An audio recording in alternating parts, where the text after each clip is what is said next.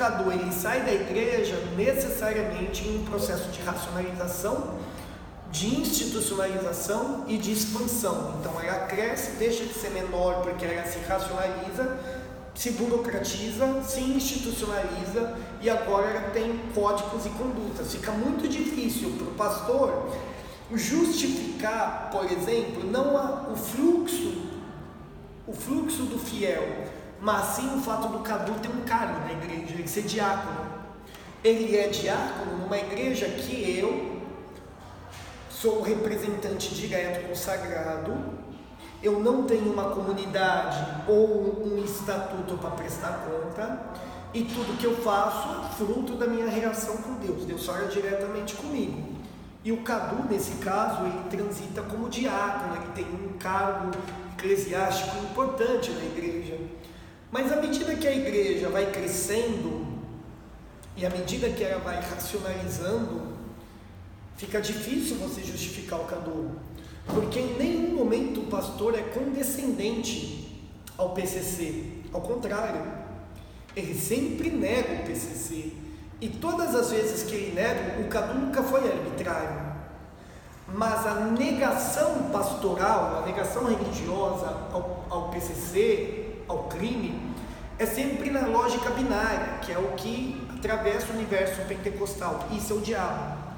É o diabo tentando sua vida. Irmão, eu vejo uma sepultura, 7 palmos embaixo da terra, guardado para você. O inimigo quer te tirar da salvação. Isso não é de Deus. Isso, cara, é o que se espera e é o que se diz. Um confronto menos eclesiástico, menos teológico, menos sagrado, uma negação menos sagrada, não vejo. Eu queria voltar no ponto, Wagner. Você falou na década de 90, chegam esses dois... Essas duas agências... Essas duas redes, né, que você fala, que é o primeiro organismo, o PCC específico, e a expansão evangélica. A expansão evangélica. Isso ajuda a consolidar, você falou, traz uma nova moral para quebrar? Sim, ótimo, Pedro. Bom, eu pego o rap para interpretar isso, junto com dados do censo demográfico, do Atlas e do Mapas da Violência, além de trabalhos importantes na literatura, hora da religião, hora da violência. Bom, pegando os dados censitários em cada aferição do censo, desde a presença evangélica pentecostal no Brasil, na década de 10, em nenhum momento os evangélicos deixaram de ter crescimento. Em nenhum censo eles deixaram de crescer. Entre 50 e 80, por exemplo, eles dobram. Eles saem de 3,3 e vão para 6,6. Entretanto, em representatividade, e a tradução dessa representatividade na reconfiguração do cenário social é muito tímida. Daí os evangélicos serem caracterizados com esse carimbo, né, que não dá conta de interpretá-los, há um limite epistêmico também. Entretanto, na década de 90, a gente vai ter o boom dos evangélicos no Brasil e precisa dar algumas hipóteses, sem hierarquizar, mas apontar, essas questões todas somadas, entre outras que talvez escapam, justificam esse cenário. Na década de 90, por exemplo, os evangélicos chegam a 9%, em 2015, 2010 a 22%. Um dado importante do Datafolha indica, fez uma pesquisa com pessoas de 16 anos acima, que aponta 29% dos entrevistados como evangélicos. A gente estima que no censo de 2020 fique entre 29% a 31%, talvez chegando perto, aí, passando de 60 milhões de pessoas. Ou seja, o negócio mudou. Por outro lado, a gente vai pegar o cenário das periferias na década de 90. Quando você pega algumas músicas, você vai dizer, vou contar uma... talvez eu me perdi aqui na frase, mas vou contar uma história para você acreditar. Cabo Bruno, Pé de Pato, Continópolis passaram por lá. A década de 90 é uma guerra de todos contra todos, e a discografia dos Racionais está dizendo isso. A gente tem um disco chamado Raio-X do Brasil, vou tirar uma fotografia disso daqui, né? Que o pau tá quebrando. Holocausto Urbano é um disco que o título já diz tudo, né? Ele diz que existe uma política de extermínio nas periferias, na década de 90, do jovem preto periférico, marcado com uma pauta de violência institucional, de racismo, violência policial, extrema desigualdade. Depois escolha seu caminho, e aí a gente vem o clássico disco, que o nome também do disco diz tudo, de conteúdo das músicas do disco, Sobrevivendo no Inferno, disco de 97, Sobrevivendo no Inferno. Bom, o que ele vai cantar? Descanse seu gatilho, no trem da malandragem o meu rap é o trilho.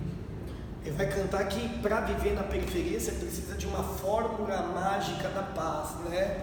Mas todas as referências em absoluto, do ponto de vista mais majoritário, quando vai interpretar as periferias pelos próprios nativos, quando o rap, que é a leitura do nativo interpretando a si mesmo e descrevendo a si mesmo, as referências religiosas são afrocatólicas. Por exemplo, clássico do Racionais. Wagner, mas em que momento isso encontra o PCC? Então, vou chegar lá. Veja só, você tem o Racionais cantando Homem na Estrada, um lugar onde só tinha como atração o bar e o candomblé para se tomar a bênção.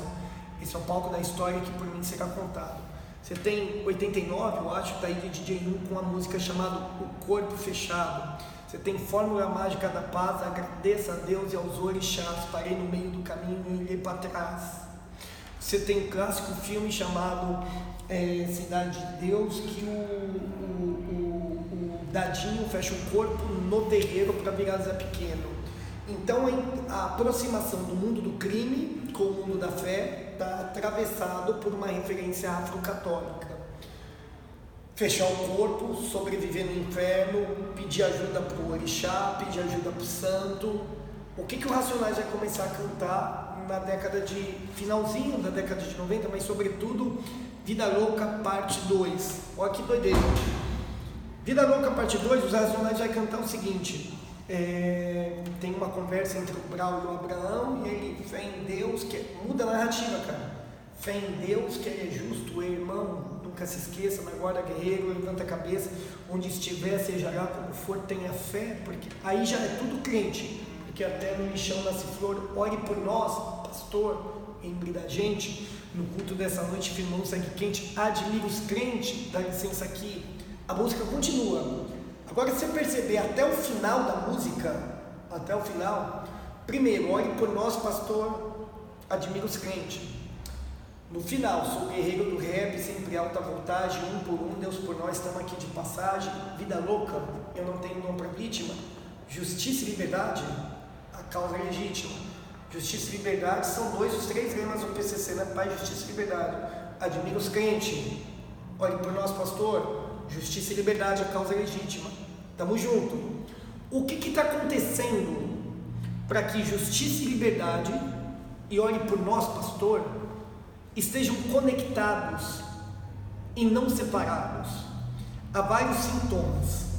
Na década de 90, o boom evangélico. Os evangélicos crescem, entre outras coisas, porque flexibilizam usos e costumes de santidade.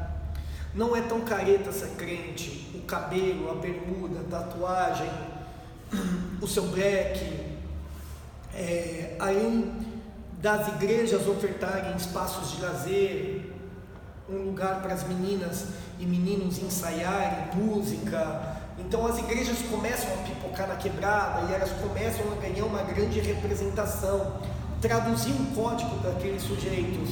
As mães que visitam os filhos no domingo e faz o jumbo, está indo na igreja pedir proteção e orar para que seu filho fique vivo. E cada vez mais crescente durante a década de 90, os evangélicos vão atravessando as periferias, ocupando espaços importantíssimos, né? Na regulação do conflito, da violência doméstica, tem expressões muito fáceis de você identificar, onde tem maior presença evangélica, tem menor presença de gravidez, adolescência, tem menor a expectativa de vida do jovem preto periférico, é maior do que o não pentecostal, preto, pobre, periférico, pentecostal, preto, pobre, periférico, não pentecostal. Esses sujeitos vão ocupando vários espaços a ponto de, mano, admiro os crentes, dá licença aqui, tamo junto, ó mano, admiro sua caminhada. Isso é tão intenso que essas mulheres, essas mães, esses pais começam a colar na igreja. E na década de 2000, então 90 tem essa expansão, ao mesmo passo que 90, a moral do PCC está na cadeia. Em 2000, a expansão evangélica já vai para 15%, quando a moral do partido chega na quebrada.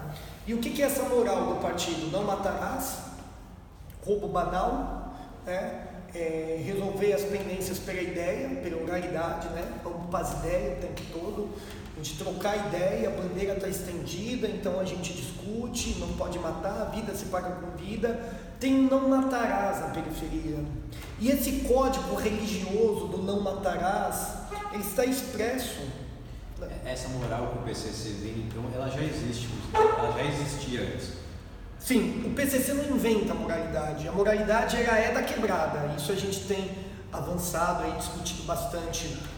O PCC não inventa, a moral está ali, não pode roubar na quebrada, não podia antes do PCC. O PCC regula a quebrada, confere ao PCC a regulação da violência local. Então os caras terceirizam para o PCC, os caras estão terceirizados lá. Quando começa a ter muito problema, o disciplina está desviado, o cara não está correndo pelo certo, está dando muito beozinho. E aí a quebrada vai exigir uma moral que ela já tem. Fala, mano, vocês estão aqui, estão roubando carro na escola, velho, o que vocês estão fazendo? E esse é um aspecto singular ligado à quebrada, ou pode dizer que é plural? Então, essa moralidade, ela é global, essa noção de moralidade, mas o que vai ser mais intenso com o PCC é que os códigos que você tem uma conexão que é indissociável, rua e cadeia. Isso é indissociável, rua e cadeia está na sintonia, tem uma sintonia indissociável. Então, na década de 90, a cadeia vira.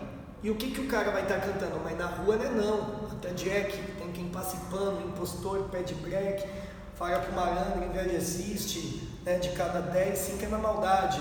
Mas na rua não, na rua não regulou ainda. Na rua tá zoado. A moral chega na década de 2000. Então eu vou pegando os Racionais e destrinchando os caras e interpretando esses códigos com esses atores.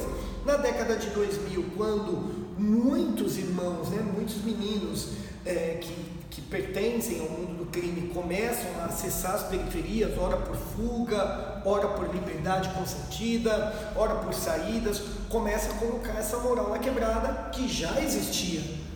Por isso que o trilha sonora do gueto vai dizer, é pela paz que o comando faz a guerra. E, por exemplo, essa nomenclatura que a gente tem do irmão, ela vem então desse aspecto religioso, então.